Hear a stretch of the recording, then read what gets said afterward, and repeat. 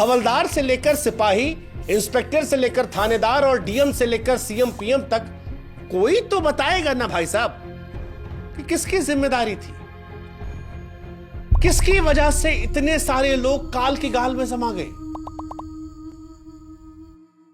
भीड़ बहुत ज्यादा है, हाथ जोड़ के विनम्र निवेदन है, फोर्स दीजिए। हमारा देश भारत गजब का देश है भाई साहब। यहां पर अगर इतना सा अच्छा काम हो जाए तो टीवी से लेकर अखबार और अधिकारी से लेकर सरकार तक को पता होता है कि क्रेडिट कहां किसको देना। लेकिन अगर कहीं कुछ गलत हो जाए तो उस पर जिम्मेदारी लेने की बात तो बहुत दूर की बात है, उस विषय पर पर्देदारी शुरू हो जाती है। सारी कोशिशें होती हैं कि इस मामले को दबा दिया जाए, दबा ना पाए तो कम से कम बताया जाए। भगदड़ हुई है, उसका किसी वीडियो में किसी चैनल में कैजुअलिटी का कहीं जिक्र ही नहीं। कुछ ले जाया जा रहा है, भगदड़ की जो निशानियां हैं उसको हटाया जा रहा है। लावारिस है, इसका मतलब ये लोग कहां चले गए। और यही सब कुछ महाकुंभ की भगदड़ के मामले में भी हो रहा है। बेहिसाब भीड़ कैसे एक जगह पर जमा हुई, इसकी किसी की जिम्मेदारी नहीं है। भीड़ क्यों नहीं मैनेज हुई, किसी की जिम्मेदारी नहीं है। भीड़ के कई लोग बैरिकेड के पास क्यों सो गए, किसी की जिम्मेदारी नहीं है। भीड़ से ही लोग बैरिकेड फांदने लगे, उसका कोई जिम्मेदार नहीं है।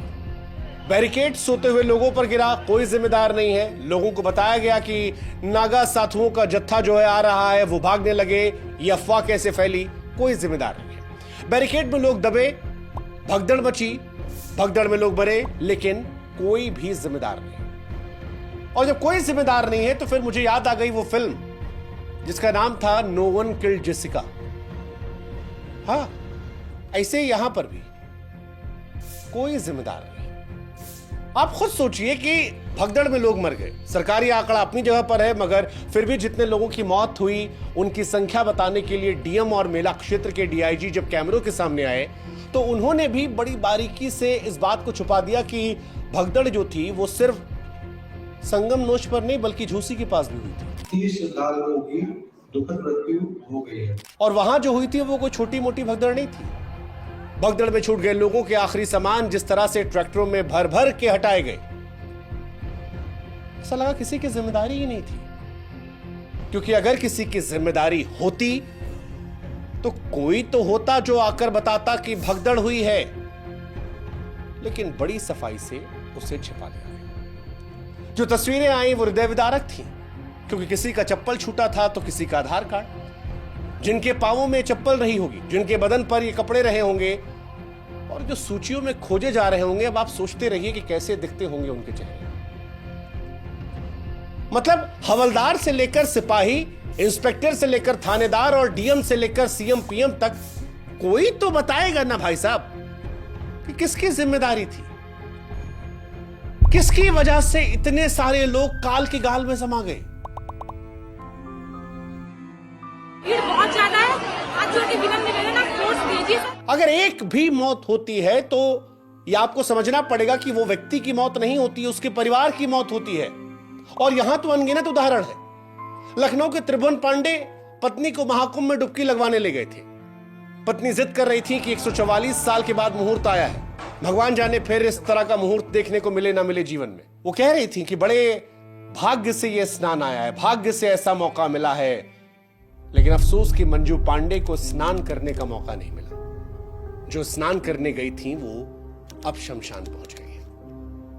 अनगिनत कहानियां हैं। कोई अपनी मां को तलाश रहा है, कोई भाई को, कोई अब बाप अपने बेटे को, तो कोई बेटा अपने पिता को। हर तरफ बदहवासी छाई थी।